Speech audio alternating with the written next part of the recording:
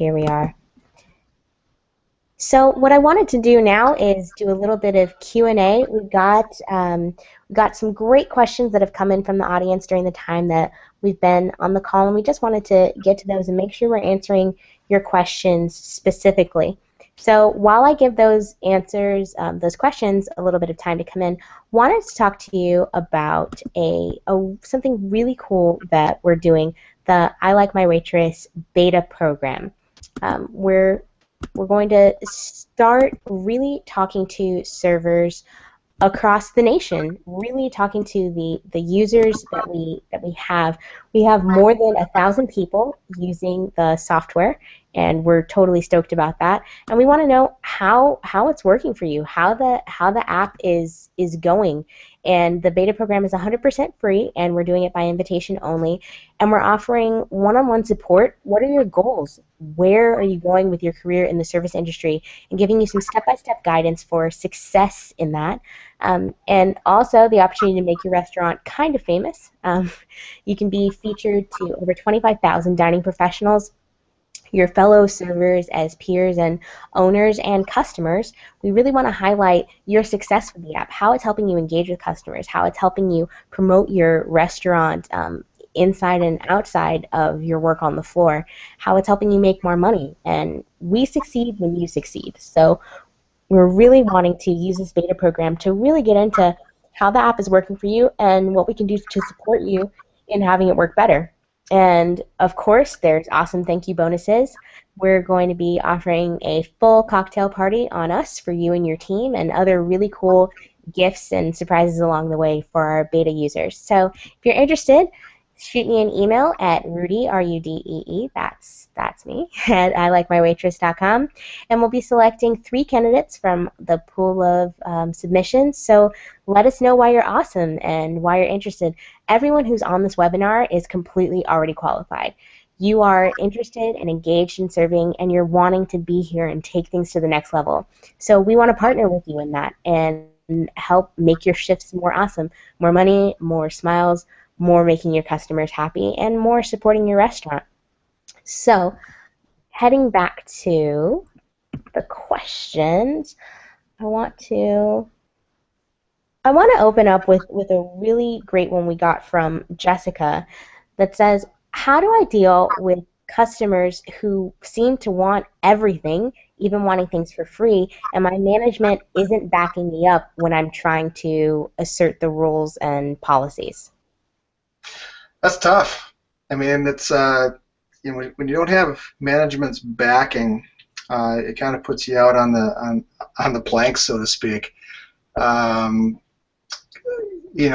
for me, I mean, at times where I most noticeably not had management's backing is when it comes to cutting off people who've had too much to drink. I mean, I've had situations where a customer has clearly had more than enough, and I've cut them off, and they've become belligerent and complained to a manager of mine, and the manager then proceeded to take over the table and continue serving them. It's really it's a difficult place to be as a server when there are things, I mean, laws that you have to be able to uphold, or if there are just basic restaurant policies that you feel should be upheld, and you don't have that management backing you up. So all of that said, in that situation, the best you can do is again maintain your professionalism. Do as much as you can to accommodate the guest. Demanding or not, I mean, I always try to accommodate the guests within reason. If it's something that can be prepared by our kitchen, or something that can be easily omitted from a dish, or if they have certain dietary concerns, whatever it is, it's not my place to play, judge and jury as to whether or not their request is legitimate. I typically will try to honor a request, so long as, again, it's something that can be reasonably done, within the restaurant. But when it comes to wanting to give people everything for free, I mean, at the end of the day, I mean, yeah, it impacts your tip. But if a restaurant, if an owner wants to give away food, give away product, hotels are in a sense hotels are kind of notorious for this. They are notorious for comping meals, comping room stays. Which in my book, a customer has a value in as so much as they spend money.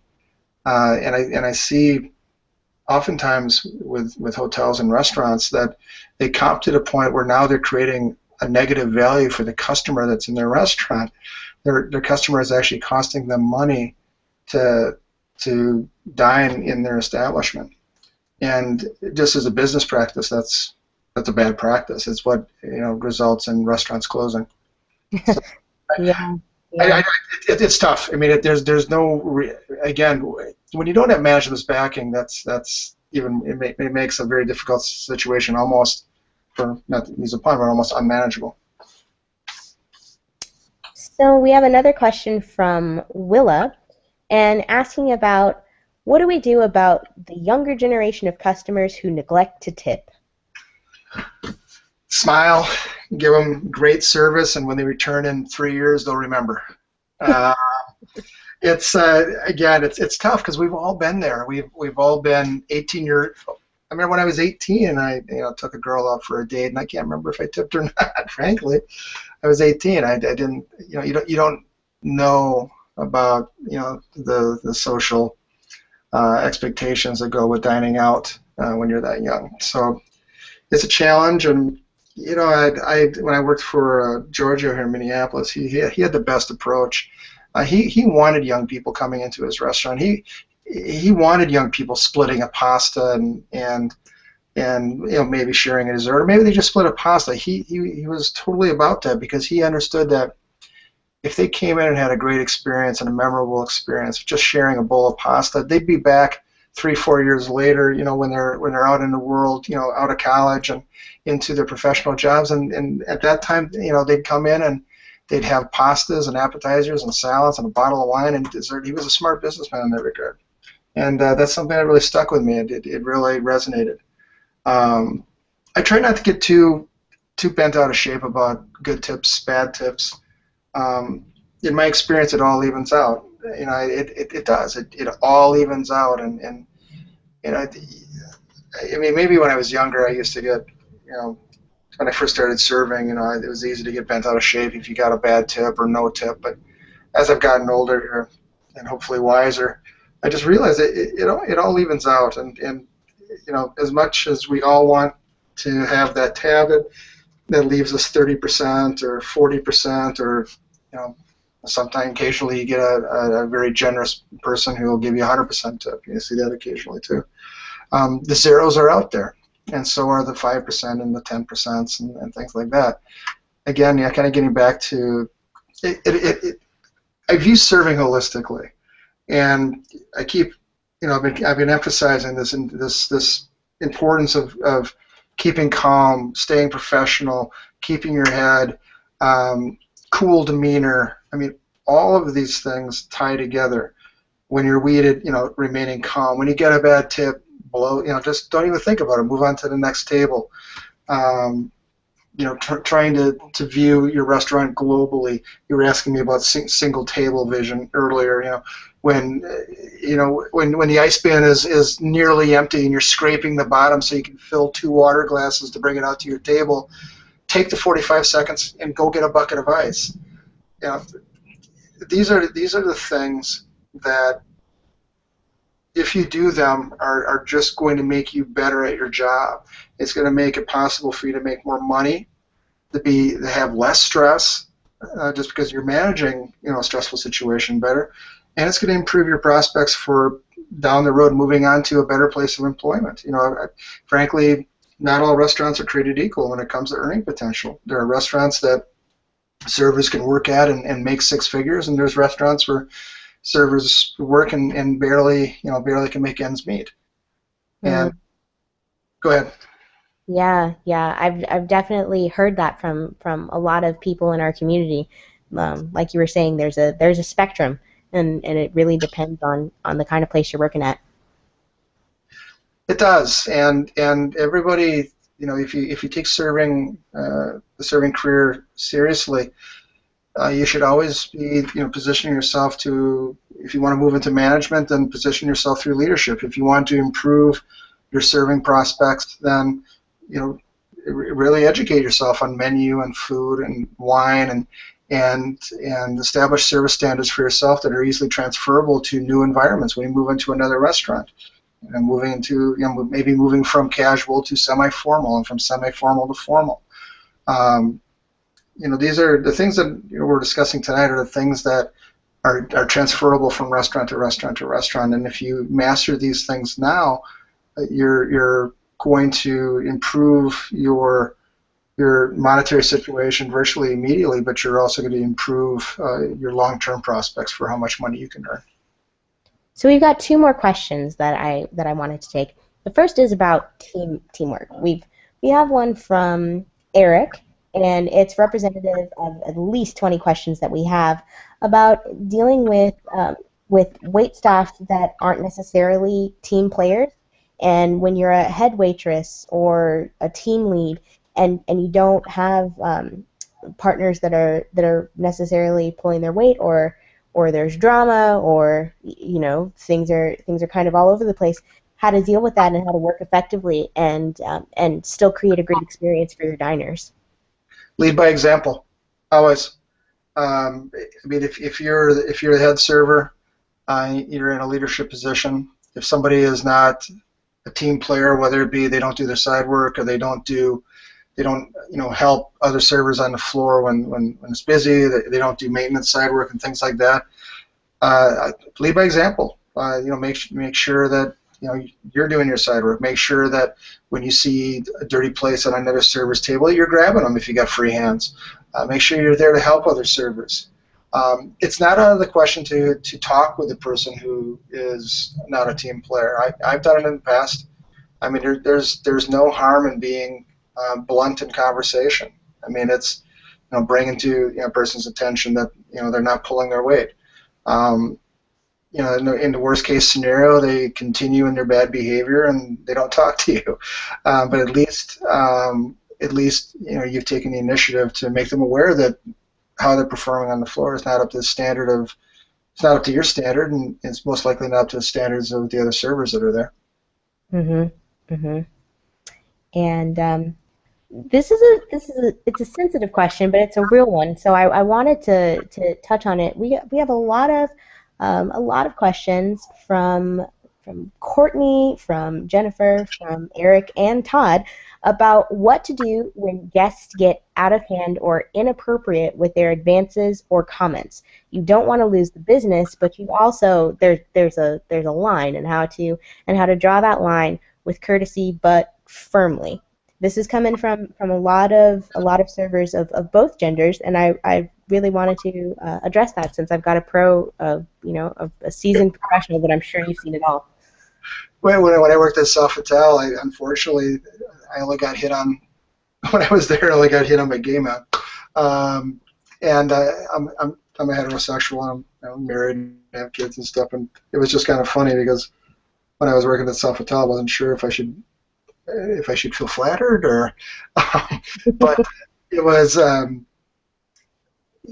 always try to handle it with aplomb and with courtesy. In the cases when it happened to me, I was just very forthright. Just say that I'm of this persuasion, and blah blah blah, and just try to manage it professionally. I never really got out of hand. Anything that would get out of hand, I typically would defer to management on, as far as be able to manage a situation, I guess. It's a tough one. When you got somebody who's most of the situations take care of themselves. Usually, when a person sees that there's a lack of interest, they move on. And I've never really experienced that, overly aggressive, almost badgering, behavior directly. So it's kind of hard for me to speak to that one a little bit. Okay. Awesome. Good to know. And the last one we have is, I really like this one. Can you please give me something that I can do when I need to speak to children that come into the restaurant? With the adults, I'm fine. With the kids, I'm hopeless. Do you have any suggestions or tips? Okay, for dealing with kids, Yes. it helps to have kids. I Question mean, from Chris. Yes. yeah, it definitely helps to have children. Before I had kids, I did my best, but I mean, now that I have them, it's really easy. Um, something as simple as making sure the restaurant has adequate supplies of crayons and paper. Making sure, always make sure the kids' food gets out right away. Um, you're doing a favor to yourself and also, obviously for the parents. If you're working in a restaurant where bread is something that you typically bring out, prior to entrees being delivered, make sure you get the bread out right away.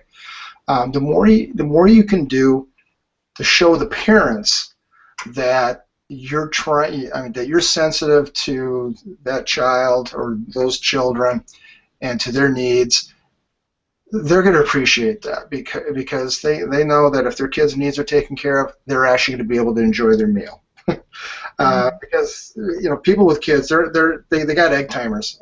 I mean, I got a 6-year-old and a 3-year-old. We got egg timers basically in our heads when we're out, for dinner.